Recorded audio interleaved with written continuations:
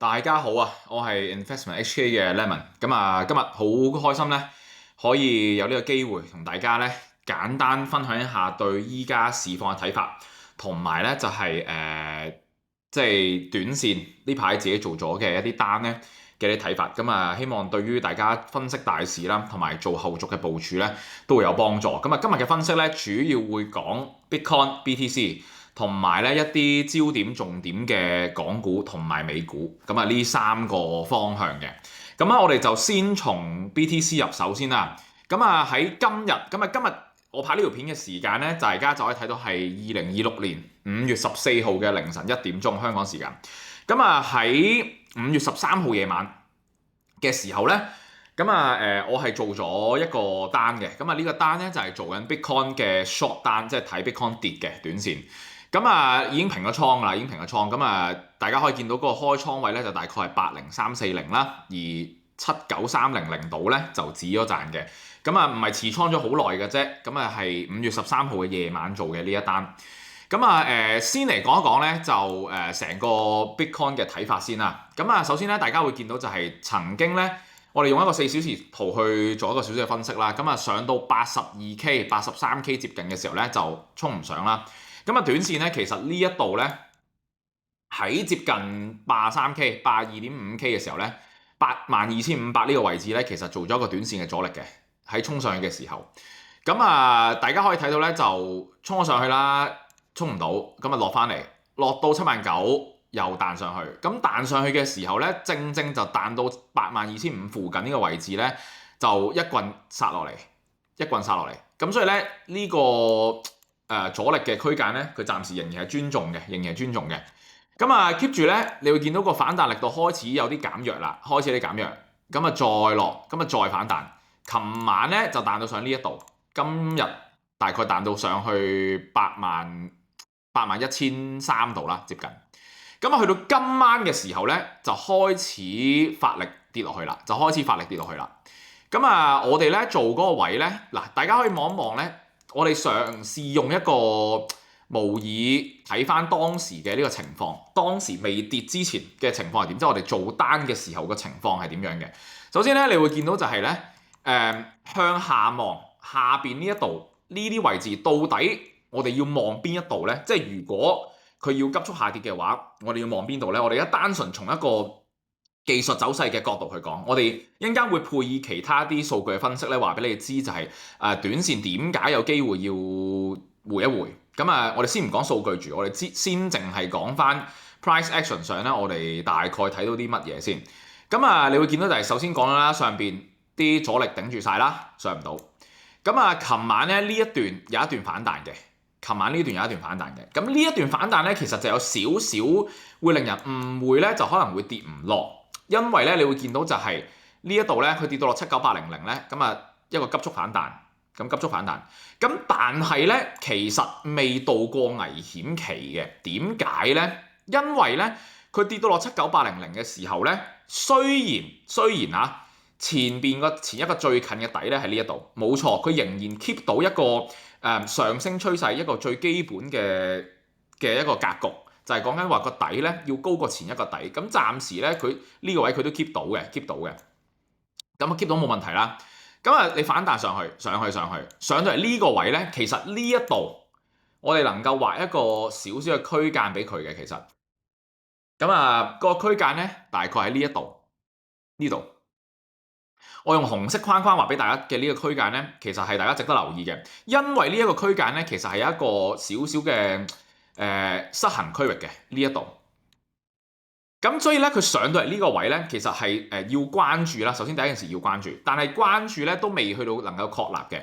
能夠確立嘅第一步咧，其實就係去到呢一度呢一支嘅巴，1小時上呢一支巴，佢衝到上去呢個失衡區域，但係咧唔能夠企入去啦，甚至企到上去啦。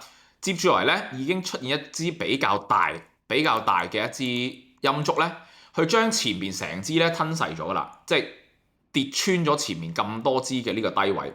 你會見到呢個低位已經被跌穿咗，所以咧呢個其實係市場上話俾你知嘅一個反應，話俾你知就係上邊嘅呢個沽壓嘅沽盤係比較高嘅，比較嚴重嘅。OK，所以咧而當佢出現咗呢個反應嘅時候咧，你就要開始懷疑一個問題啦。你就要開始懷疑就係佢既然呢度佢被 reject 落嚟嘅話咧，我哋對上即係下邊呢度要望嘅地方係邊一度？首先咧就係呢一個位，但係呢個位我幾時做 short 咧？我係遲咗少少嘅，我係咧佢落到嚟呢度，啱啱好79800頂得住，然後向上反彈，彈到接近803，即係呢啲位，呢啲位啱好彈翻去呢一個位嘅時候咧，我哋就去做 short。點解咧？因為呢一個底並唔會咁容易俾你守得到。咁因為呢度你見到未跌穿嘅，未跌穿嘅。咁喺莊家嘅角度咧，佢係唔會咁容易俾你即係呢啲。假設呢度好多散戶係平日你睇繼續向上反彈咧，你個止損係放咗喺呢一度咧，market maker 係唔會咁容易俾你過到關嘅，咁容易俾你做到升翻上去嘅。咁所以咧簡單講就係首先呢一度會跌穿嘅，呢度會跌穿，呢個係第一步。第二步咧就係再望落去咧，就再望落去啦。再望落去咧就呢個位咧就會係下一個位咧要被殺嘅地方。咁所以咧我哋個目標個 target 嘅區域咧，其實大概咧就介乎呢個位置度，呢個位接近呢度。咁obviously 啦，後續咧就跌穿咗啦，跌穿咗啦。去到依家我拍緊片嘅實況嘅呢一刻咧，呢個成個區域都跌穿咗㗎啦。咁但係我哋都已經止賺咗啦，因為咧我哋個短線嘅目標已經 fulfill 咗啦，呢度 around 79000度咧已經 fulfill 咗啦。咁所以我哋就止咗賺啦。咁呢個就係啱啱我 show 俾大家睇嘅嗰個賺咗$12000。短今晚個人2個鐘內$12000嘅一張單，咁接住落嚟嘅行情分析係點樣呢？嗱，我一陣間我哋唔好講行情分析住，我哋講一講埋咧點解咧會喺其他數據上配合，就係話我哋有機會要清算一下多頭，即係做 long 嘅人。點解咧？我哋要睇埋幾個東西嘅。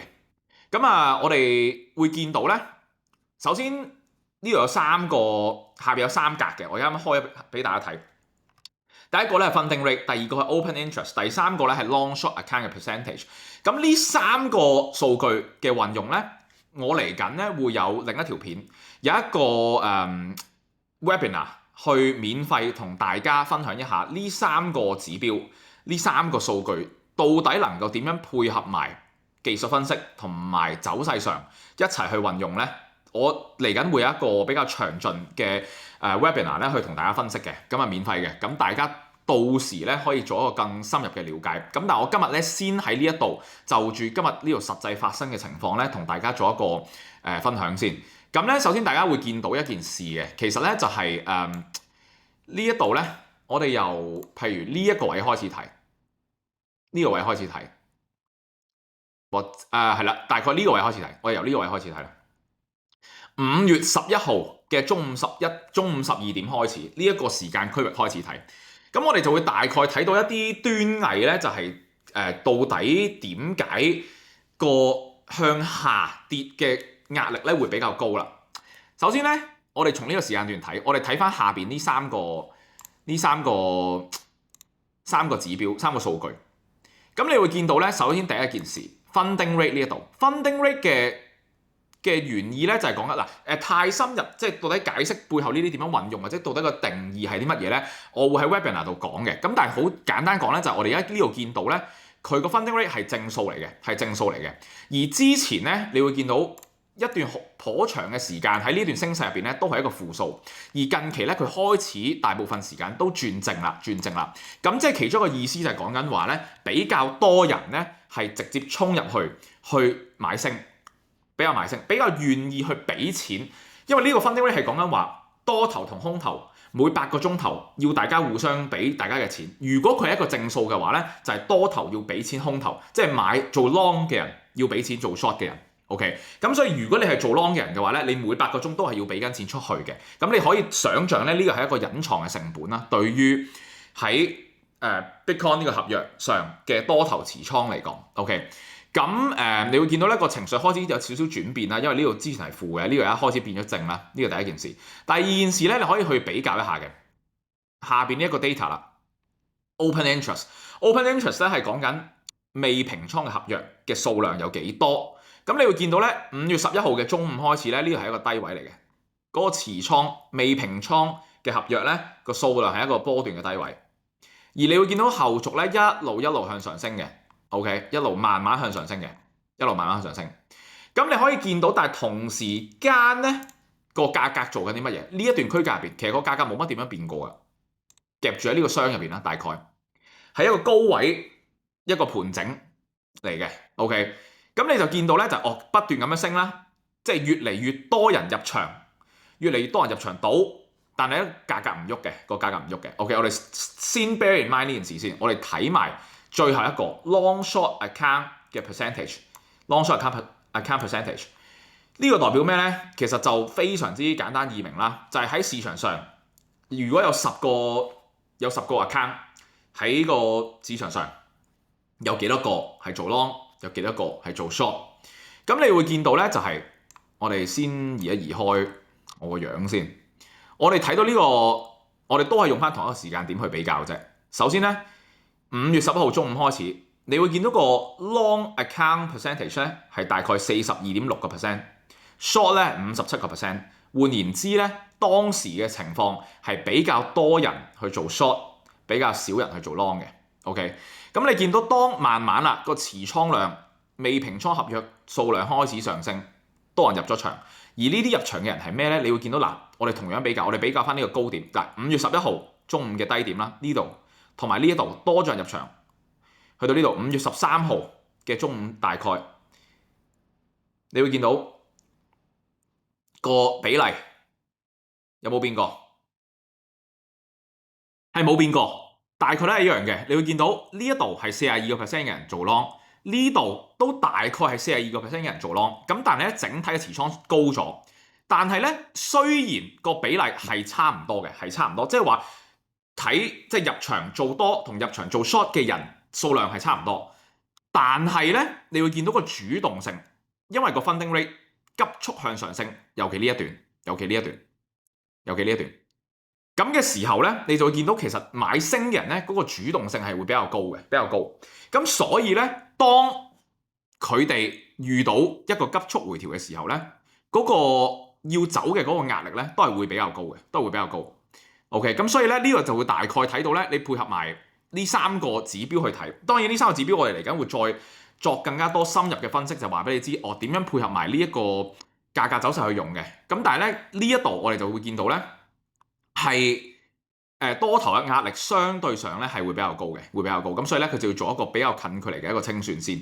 OK，咁啊當然啦，我哋亦都有其他道具，譬如你可以用埋liquidation map 啊、liquidation level 等等嘅呢一啲工具去幫你睇一睇到，就係邊一個區域個價格區域咧係比較多等待清算嘅單喺呢一度嘅。咁當然呢啲就係再深入啲可以去同大家探討嘅。咁啊呢個就等嚟緊嘅其他分享咧，我哋會再同大家深入咁樣探討。咁啊，接住落嚟要點樣睇咧 Bitcoin 嚟緊嘅走勢會係乜嘢咧？咁我哋先去一個4小時睇一睇啦。咁啊喺4小時上咧，你會見到其實都仍然咧勉強啊做到一個多頭嘅走勢、多頭趨勢嘅延續咧係 keep 到嘅，即係嗰啲底咧一路都仲喺呢度。咁你會見到咧，而家有少少危險嘅，而家開始有少少危險。咩意思咧？就係因為呢一度前面呢一個底，最前嘅一個底，呢度咧叫做 so call 而家跌穿咗少少，咁嘗試去防守緊。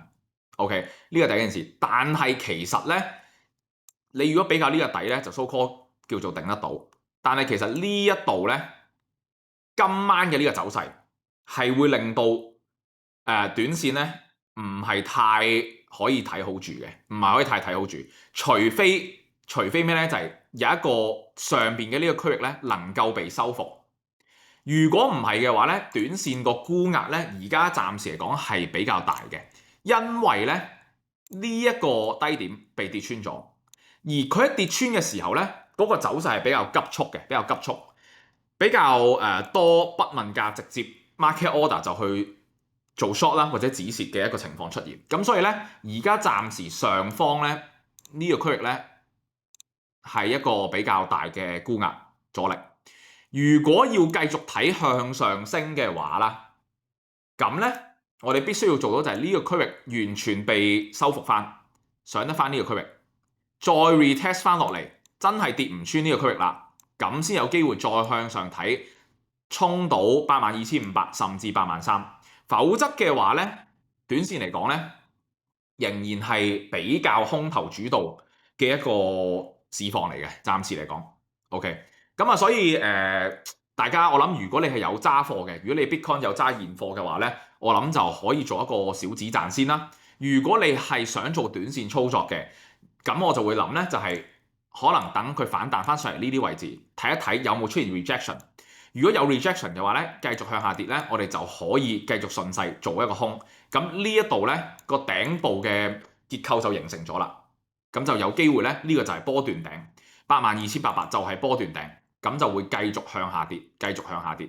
因為咧，我哋如果轉去日線睇嘅話咧，我認為 Bitcoin 仍然係未真正見底嘅。我認為係未真正見底嘅。呢一段成段4月至到今時今日嘅反彈咧，都只係熊市入邊嘅反彈啫。暫時嚟講，暫時嚟睇。OK， 咁所以咧，如果我哋喺細級別上，我哋慢慢觀察到呢一度開始有見頂嘅跡象，有見頂嘅跡象嘅時候咧，配合翻我哋日線圖大級別上去睇嘅話咧，其實上邊都仍然係好多阻力嘅。呢啲位置正正係阻力區間嘅位置嚟嘅。咁所以你要睇升咧，要比較謹慎啦，要開始轉謹慎啦。有機會咧，呢個係熊市嘅延續，會落翻60,000至到64,000呢一個區間，有機會。OK， 嚟緊嘅幾個月時間入邊。咁如果你係真係好想睇升嘅話咧，我諗要俾一個位大家睇咧，就係望住呢一度紫色線呢度啦，大概。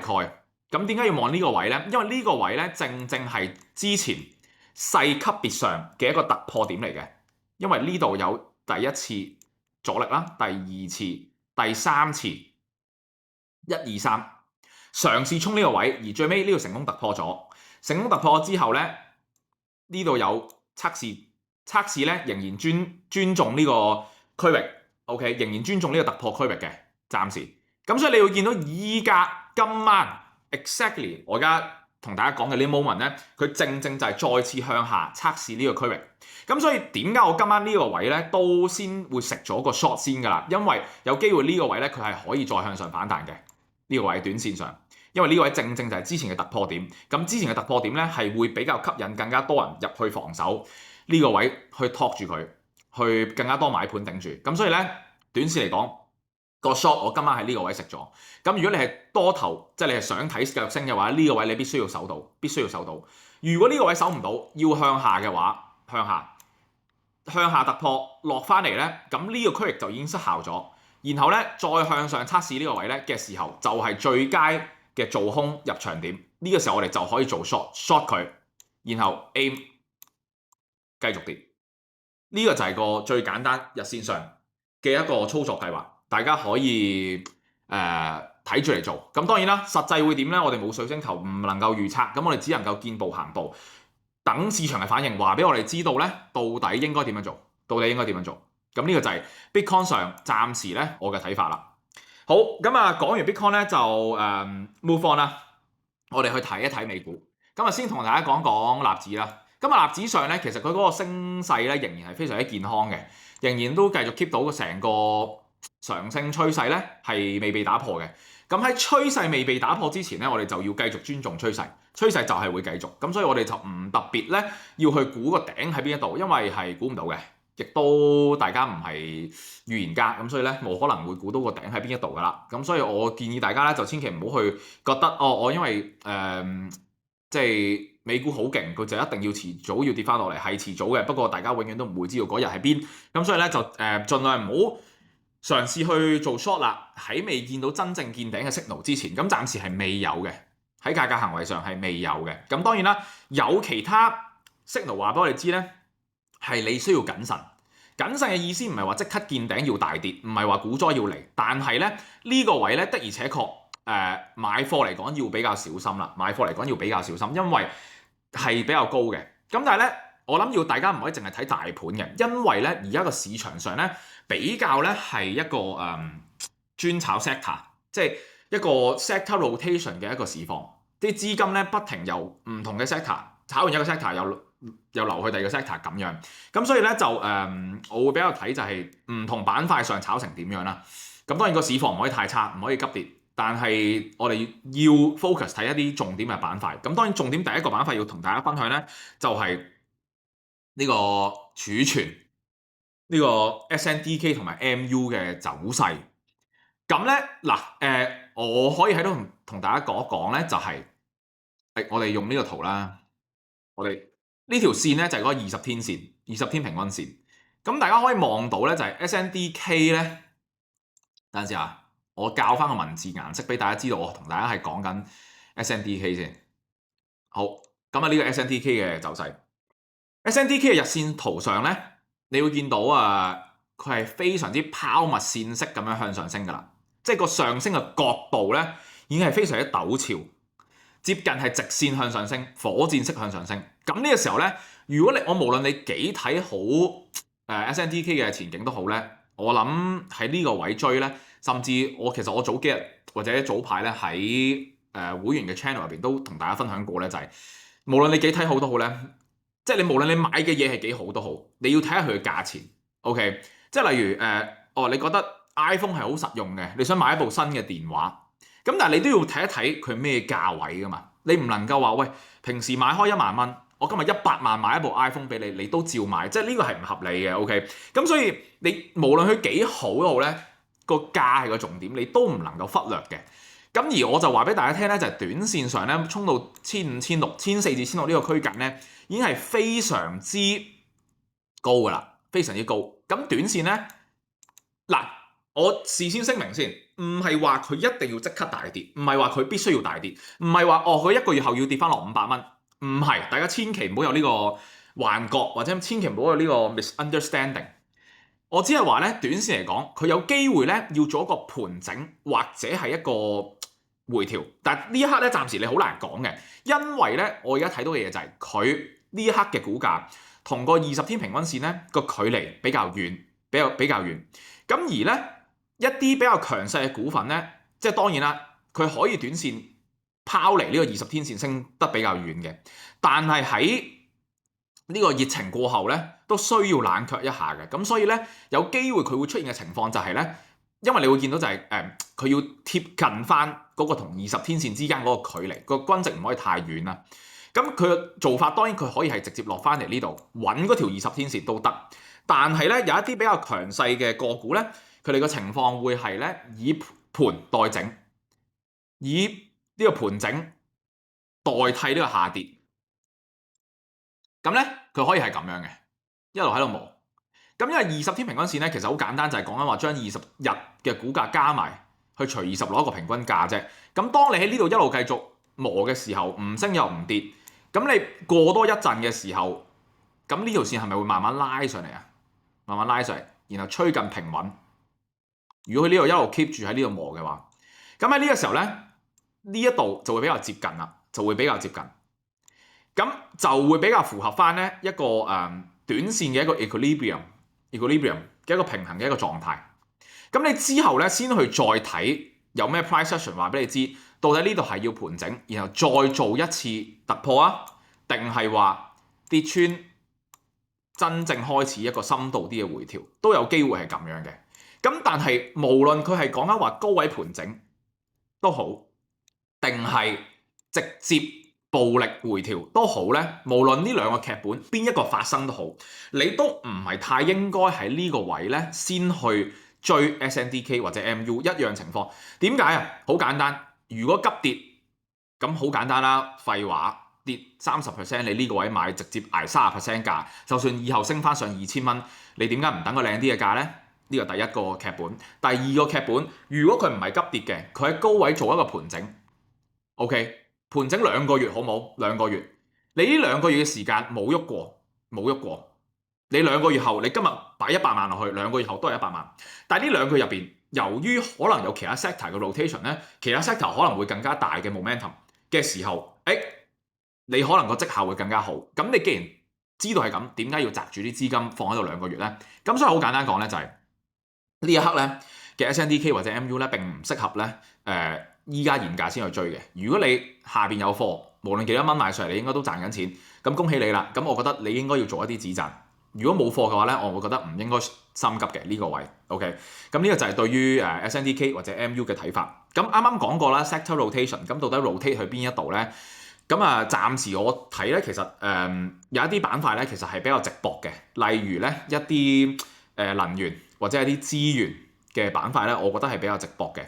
咁第一個咧會係一個即係 uranium 啦，或者係 uranium 或者係資源嘅股份，例如 MP 呢一隻。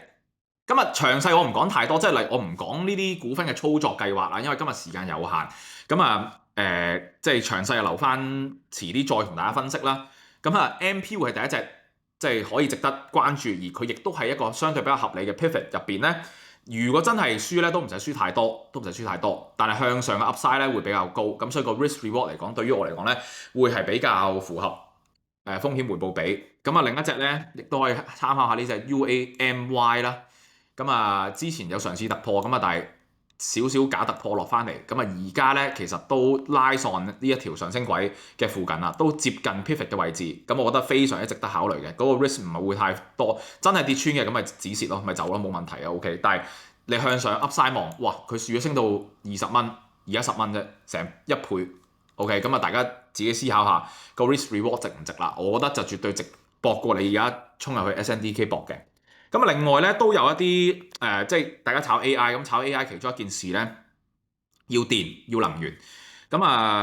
呢隻核能發電 OKLO 咧都值得大家思考一下，因為咧暫時嚟講咧，佢之前見咗個底啦，向上升，依家咧就喺一個上升趨勢啱啱發動嘅一個盤整區域入邊。盤整多一排咧，只要唔好跌穿 around 60蚊呢啲位置嘅話咧，一路收完貨咧，繼續向上。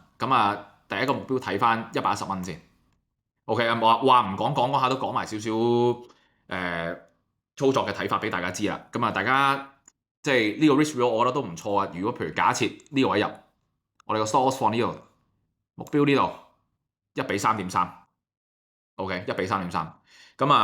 大家自己思考下，不是投資建議啊。大家從一個學術角度討論下，大家覺得適唔適合啫？最後一隻 Enphase Energy，今日都升緊上去噶啦，今日都升緊10% 嘅。之前打咗個底啦，向上衝，回翻落嚟，跌唔落呢個底啦，呢度有買盤支持啦，已經落唔翻呢一度啦。OK，retest 咗噶啦，retest 咗，然後再向上。呢個短線下降軌都被升穿咗，所以咧就短線睇一睇可唔可以回翻落去大概37蚊度啦，咁可能值得買，然後咧就再搏 around 53至55呢啲位置。OK，大家可以翻去做下功課。講埋港股啦，港股呢排咧恆指都唔錯嘅，當然你仍然係落後美股，呢個係即係不變嘅定律嚟㗎啦，呢咁多年嚟都係咁㗎啦，都係落後美股。但係咧某一啲個股港股咧，我覺得都值得去參考下喎。第一隻咧，唔好意思打錯咗，金風科技咧呢就值得思考下，因為咧佢做緊一個高位一個收窄，呢度一路收窄個頂位頂住咗 OK。向上突破嘅機會非常之高，我暫時睇，只要唔好發生唔好恆指突然間跌3000點啦，或者唔好突然間有啲咩太多嘅壞消息咧，佢基本上向上突破咧係大概率會發生嘅事嚟㗎啦，好大機會升穿18蚊、19蚊。OK，stop loss 咧你可以大概放喺譬如呢啲位15蚊度，10蚊1比1啦，至少都有個向上突破。OK，大家歡迎留意下呢一隻啦。跟住咧3317都值得睇嘅，唔係話呢個位直接追，我覺得呢隻首先佢係強勢股嚟嘅，但係如果我落翻個1小時睇咧，唔係話呢個位直接追，我覺得如果佢回翻大概呢啲位250蚊左右，我覺得會考慮去做一注，然後搏上330度咧，會係短線一個值得考慮嘅操作計劃。OK， 最後咧美股嗰邊講一啲能源股啦，港股咧都有啲電力股，我覺得值得思考下嘅。電力股呢排都比較強勢，我覺得都值得大家關注啦。例如呢隻991有啲勁嘅短線，有少少高，短線有啲高。如果佢落翻呢啲位接近3蚊咧，可以考慮部署。咁啊，嗰個即係短線都喺一個升勢入邊啦。然後咧嗰個目標可能4個半度呢啲位4個半。另一隻咧2380都係電啦，中國電力。咁啊目標呢啲位都係炒緊差唔多 concept 嘅啫，差唔多 concept。咁啊呢啲係一啲重點板塊，我覺得咧大家可以重點關注一下。暫時咁當然啦，有更加多嘅 watch list 入邊有更加多值得即係好嘅標的咧係想炒。咁啊但係今日時間有限啦，今日同大家分享住咁多先。咁啊如果大家咧即係有咩問題咧，都歡迎可以喺 IG 問一問我啦。咁啊就如果大家中意嘅話咧，今日嚟緊都會拍多啲呢一類嘅即時同大家做一個復盤啦，同埋咧同大家分享下市場上有啲咩機遇啦，或者係而家個市況點樣睇。咁啊希望幫到大家做一個即係投資嘅部署啦。咁同埋咧就啱啱講過嘅一啲分析方法又好啦，或者係技術分析上嘅一啲策略咧，就嚟緊我哋會有一個 webinar 會同大家分享。咁啊亦都會有課程咧去詳細同大家講，亦都分享一啲我自己真正去用嘅一啲策略咧，到底點樣喺市場上波動市又好，大牛市都好咧，點樣可以幫你捉到一啲機會。咁無論係短線，即係主要係短線嘅，我哋可能嚟緊分享嘅一啲策略，咁啊即係希望可以幫到大家，係啦，就係咁啦。